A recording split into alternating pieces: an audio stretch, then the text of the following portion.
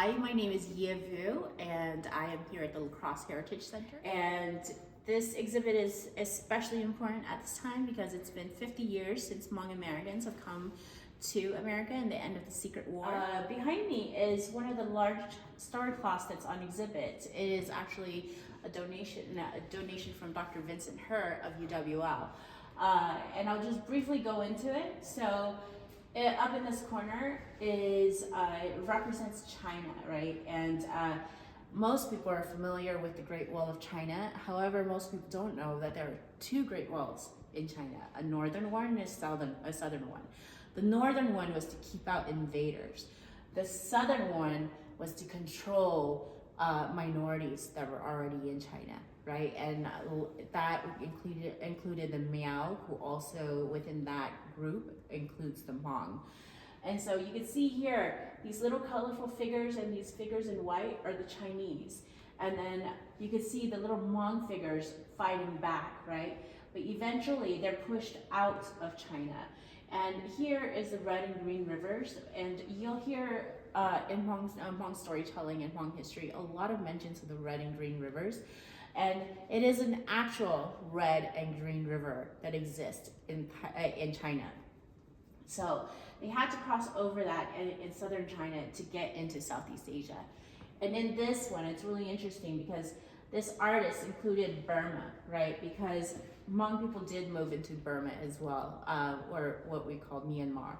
And so they were pushed out into Laos and into Vietnam.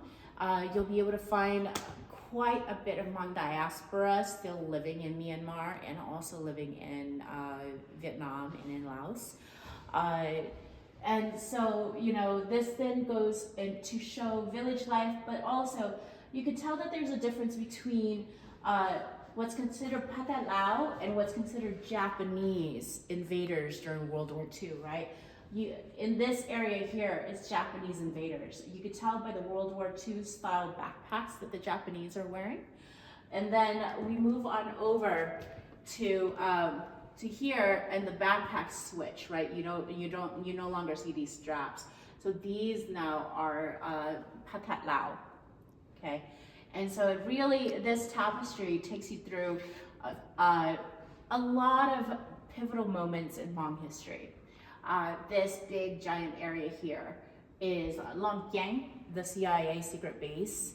And you can always tell it's Long Yang primarily by this mountain range here. So this mountain range here is the high ground surrounding Long Yang, and it was strategic for the Battle of Skyline Ridge. And so, which we'll go more into in the tour. And then, and then it shows people leaving Long Yang after the fall of Long Yang, people leaving Long Yang, people trying to escape across the Mekong River, Pathet Lao patrol boats, people using bamboo as ways to escape. And now keep in mind that Hmong people, majority of Hmong people didn't know how to swim because we're hill people, we're mountain people, right? And so people would float across with inflatables, or they would create rafts and they would float across, or sometimes they would hire fishermen to ferry them across, right? But you can also see some empty rafts here, signifying the loss of life, right?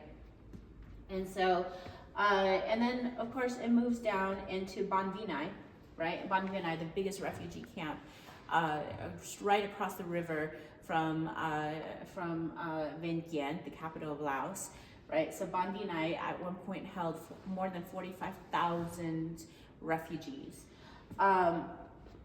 And here you can also see them being turned away, right, from Thailand by a Thai soldier, and you can tell that it's a Thai soldier by the patch on his shoulder and the style of the hat here.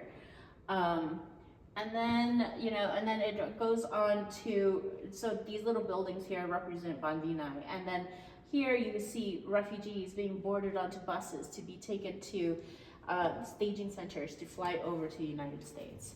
So this cloth here pretty much tells about 300, 400 years of history in one tapestry.